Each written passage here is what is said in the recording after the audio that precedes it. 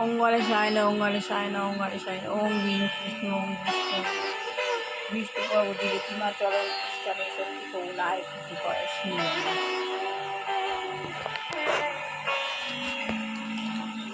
ওম শান্তি ওম শান্তি ওম শান্তি। চলুন আমরা কীভাবে মেডিটেশন করতে হয় সেটা শিখে নিই। আমি আত্মা শান্ত সন্তুষ্ট একদম সোজা হয়ে বসতে হবে।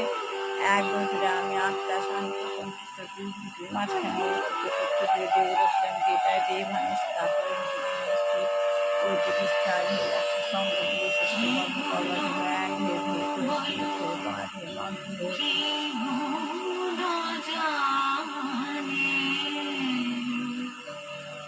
উপরে উঠছি উঠছি উপরে উঠছি উপরে উঠছি উপরে একদম শরীরটাকে সোজা করে উপরে উঠছি।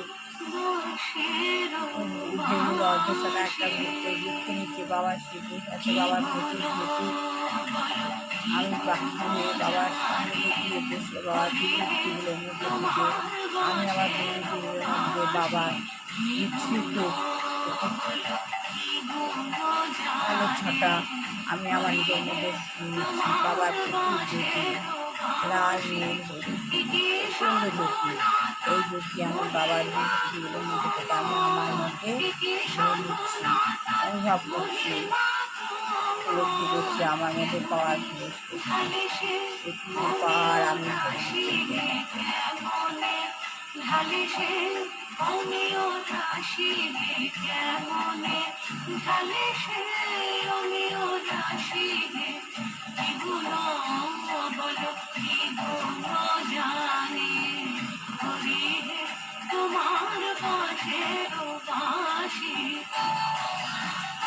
প্রচুর পাওয়ার আমি আমার নিজের মধ্যে ঘুরে এলাম। ছেলেকে পাওয়ার দিচ্ছি, আমার হাজব্যান্ডকে পাওয়ার দিচ্ছি, আমার ছেলে বৌমাকে পাওয়ার দিচ্ছি,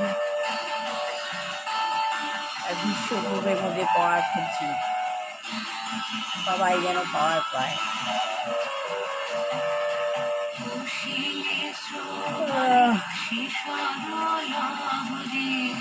এবারে পাওয়ার ভরে এবার আস্তে আস্তে আস্তে নিচে নেমে এসছি।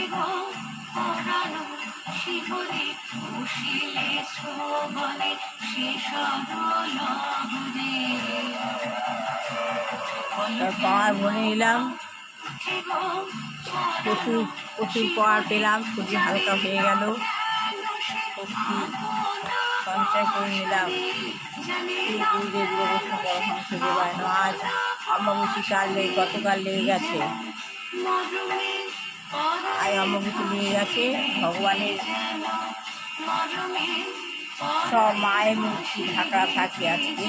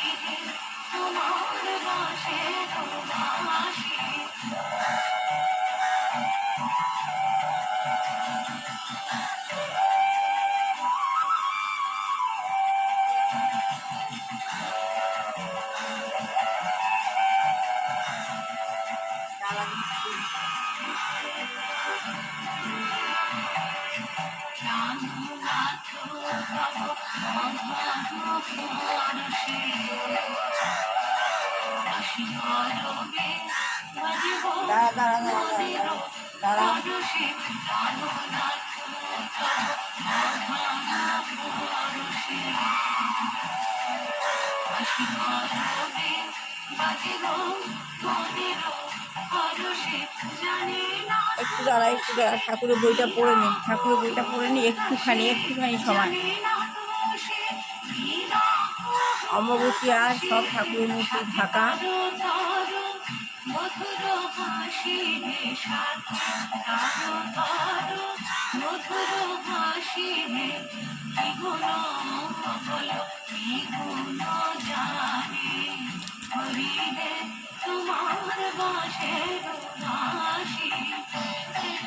দেবতাদের মুখ দেখানো যাবে, দেবীদের মুখ দেখানো যাবে না। ওম বিষ্ণু ওম বিষ্ণু ওম বিষ্ণু বিষ্ণু কোনো দেবী তোমরা চরণ কৃষ্ণে সত্য করে নারী থাকতে পারে। গীতা গীতা গীতা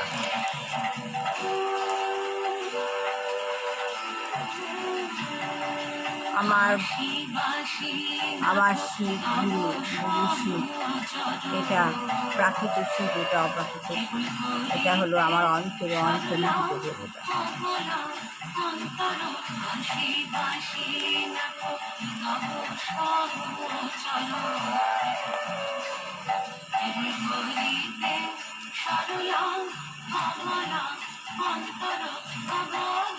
বসে থাক একটু, পুজোটা দিয়ে নি।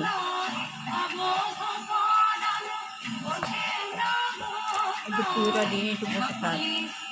আত্মজ্ঞান লাভের পন্থা শ্রী প্রভুপাদ।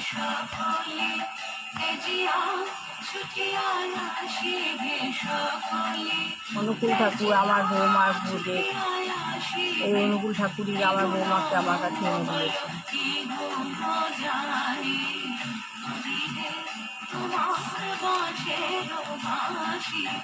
তবে আত্মা যেমন কৈশোরের দেহ থেকে যৌবনের দেহ এবং যৌবনের দেহ থেকে জরাগ্রস্ত বৃদ্ধ দেহ ধারণ করে, তেমনই আত্মা এক দেহ ত্যাগ করে অন্য আর এক দেহ ধারণ করে। যিনি তত্ত্বজ্ঞানী তিনি এ নিয়ে অনুশোচনা করেন না। যিনি তত্ত্বজ্ঞানী, তাহলে আমাদের আত্মা, আমরা যেমন কিশোর থেকে যৌবন হচ্ছে, যৌবন থেকে বৃদ্ধ হচ্ছে, বৃদ্ধ হলে মারা যাচ্ছি, তখন দেহটা ছাড়ছি, ঠিক আত্মা ঠিক তেমনই। যিনি তত্ত্বজ্ঞানী তেমনি ওই তারপর এক দেহ থেকে মৃত্যু হচ্ছে, কিশোর থেকে যৌবন, যৌবন থেকে বৃদ্ধ, বৃদ্ধ থেকে দেহ ছেড়ে নতুন জন্ম নিচ্ছে, এক দেহ থেকে আরেক দেহ ত্যাগ করছি। যিনি তত্ত্বজ্ঞানী তিনি এ নিয়ে অনুশোচনা করে না। যে তত্ত্বজ্ঞানী সে এ নিয়ে অনুশোচনা করে না। এ কথা বলেছেন স্বয়ং শ্রীকৃষ্ণ। তিনি হচ্ছেন সমস্ত জ্ঞানের উৎস, কৃষ্ণ হচ্ছে সমস্ত জ্ঞানের উৎস। তার এই সমস্ত বাণী আমরা যুক্তিতর্কের দ্বারা বিচার না করি গ্রহণ করি। তাহলে কৃষ্ণের এই সমস্ত বাণী আমরা যুক্তিতর্কের দ্বারা বিচার না করেই গ্রহণ করি। আমাদের এতে কোনো যুক্তিতর্ক নেই, এটা আমরা আপনা আপনি গ্রহণ করে নিচ্ছি শ্রীকৃষ্ণের মুখের বাণী। বৈদিক সংস্কৃতি আমাদের সেই শিক্ষাই দিয়েছে, বৈদিক সংস্কৃতি আমাদের সেই শিক্ষাই দিয়েছে। তা এ বিষয়ে প্রফেসর কনফুস কী বলছেন, আমাদের মুশকিল হচ্ছে যে যুক্তিতর্কের দ্বারা বিচার না করে আমরা কিছুই গ্রহণ করতে পারি না। কনফুস কী বলছেন, কি যুক্তিতর্কের দ্বারা বিচার না করে আমরা কিছুই গ্রহণ করতে পারি না। যুক্তিতর্কের মাধ্যমে স্বীকৃতি পেলে পরেই আমরা তাহা গ্রহণ করি। যুক্তিতর্কের মাধ্যমে যখন স্বীকৃতি পাই তারপরেই আমরা গ্রহণ করি। আর এইটুখানি বললাম, ভালো লাগলে লাইক শেয়ার কমেন্ট অবশ্যই করবেন। সবার ভালো হোক, কল্যাণ হোক, মঙ্গল হোক, বুঝতে পারছে মানুষের মতো মানুষ হোক, গৃহদের ছেলে বিবাহ হোক, চাকরিযোগ্য ছেলেমেয়েরা চাকরি হোক, যে সমস্ত গৃহে গৃহচারী গৃহিণী রয়েছে আমাদের পরিবেশ করা হচ্ছে, ভগবান ওকে চেতনা দিক না হয় সরিয়ে নিক। এছাড়া যেসব গৃহে রোগাগ্রস্ত বৃদ্ধ বৃদ্ধা পিতা মাতা যদি কোনো বাচ্চা রয়েছে, ভগবান যেন রোগ থেকে মুক্তি দেয়।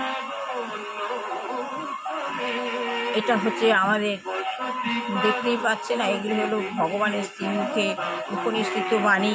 প্রতিদিন যদি আমরা ভগবানের মুখে উপনিষিদ্ধ বাণী মেনে চলি, আমরা মন্থন করি, আমাদের পার আপনা আপনি বেড়ে যাবে।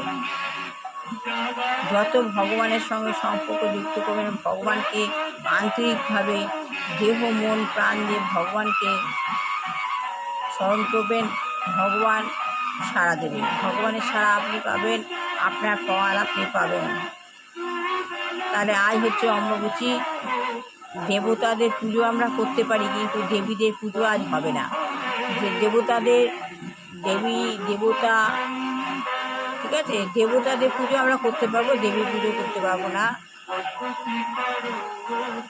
বাইরে থেকে আলাদাভাবে আমরা দেবীদের নৈবেদ্য দেব। কারণ আমাদের যখন এরকম হয়, আমরা কি না আহার গ্রহণ করে থাকতে পারি? তো দেবীদেরও দিতে হয় আহার নৈবেদ্য, বাইরে থেকে দিতে হয়, স্পর্শ করা যাবে না, ঢেকে রাখতে হবে। তো আজকের মতো এই বলে শেষ করলাম। ভালো লাগলে লাইক শেয়ার কমেন্ট অবশ্যই করবেন। ভগবানের পুজো যত করবেন, কিশমিশ যেমন আঙুর থেকে কিশমিশ হয় প্রচুর সহ্য করে, ঠিক আছে, তেমনি ঘি হয়, প্রচুর মন্থন করতে হয়, তেমনি ঠিক ঘিয়ের মতো আঙুরের মতো কিশমিশ হওয়ার জন্য আঙুরকে কত সহ্য করতে হয়, আমাদেরও সেভাবে সহ্য করলে আমরা যত মন্থন করবো, যত ঘর্ষণ হয় পাথর, তত সেখান থেকে আগুন বেরোয়। ঠিক তেমনি আমরা যত মন্থন করবো তেমনি আমাদের মধ্য থেকেই স্ফুলিঙ্গের মতো অগ্নি বিচ্ছুরিত হবে। পাওয়ার ওটা, সেই পাওয়ার আমরা সবাইকে দিতে পারবো। আমি যদি মনে করি আমার পাওয়ার সবাইকে দিলে ভালো হয়, নিশ্চয়ই ভালো হয়। ঠিক তেমনি আপনাদের মধ্যে প্রতিদিন যত পাথরের মতো ঘর্ষণ সহ্য করবেন, তত আপনার মধ্যে সেরকম পাওয়ার বিচ্ছুরিত হবে। এই বলে আর শেষ করলাম। ভালো লাগলে লাইক শেয়ার কমেন্ট অবশ্যই করবেন।